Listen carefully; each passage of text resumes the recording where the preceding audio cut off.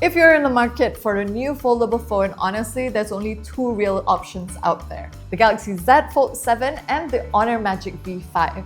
In this video, we're going to put them head to head to see which one fits you best. We're going to break this down into category by category. No biasness, just the facts. Let's get into it.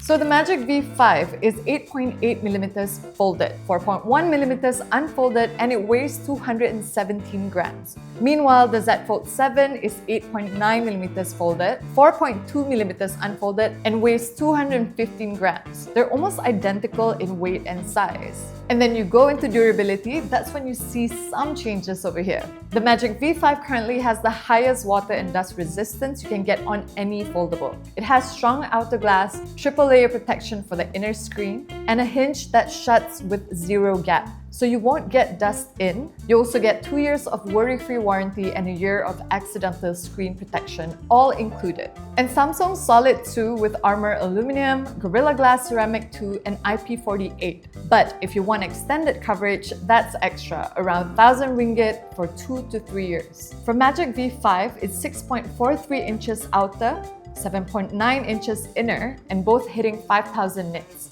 For the Z Fold 7, it's 6.5 inches outer, 8.0 inches inner, and both at 2,600 nits. Both are sharp, smooth, and gorgeous, but if you want high brightness all the way through, Honor kind of has the upper hand here. And Samsung unfortunately has no S Pen support for the Galaxy Z Fold 7. They removed the digitizer to make it slimmer, but Honor does have stylus support. Both run the Snapdragon 8 Elite with 12 gigs of RAM and up to 1 terabyte of storage. Honor has a bigger cooling area, so it should stay cooler under heavy load. Samsung's advantage is the polish of One UI on a foldable, which is still the golden standard for multitasking. For the main camera, Samsung has a 200 megapixel main sensor, Honor is at 50 megapixel. For telephoto, Honor's Edge is a 64 megapixel periscope, 3x optical, and up to 100x digital, while Samsung's at 10 megapixel 3x optical.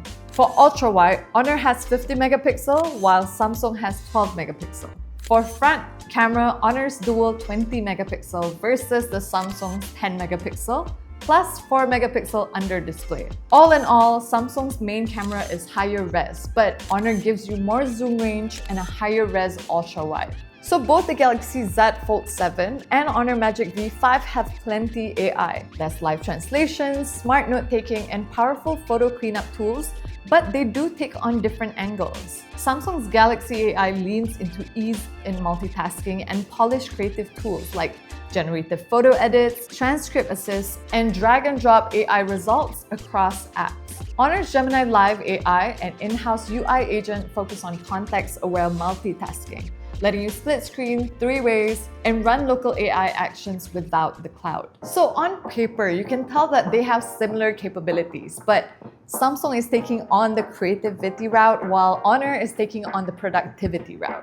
The Magic V5 has 5,820 mAh, 66 watts wired charging, and 50 watts of wireless charging, plus you get charger in the box too. Meanwhile, the Z Fold 7 is only 4,400 mAh, 25 watts of wired, and 15 watts of wireless charging. No surprises here, you can tell that Honor is bigger and faster.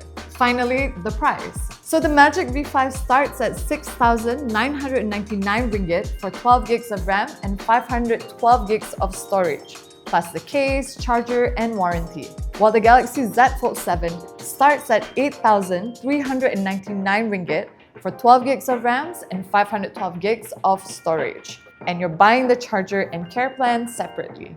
So the Galaxy Z Fold 7 is still the lightest and the slimmest foldable out there.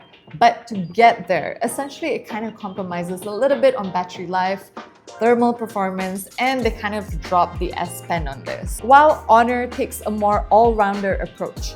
Bigger battery, faster charging, stylus support, and extras in the box. It does feel less risky if you want a foldable that fully replaces your daily phone.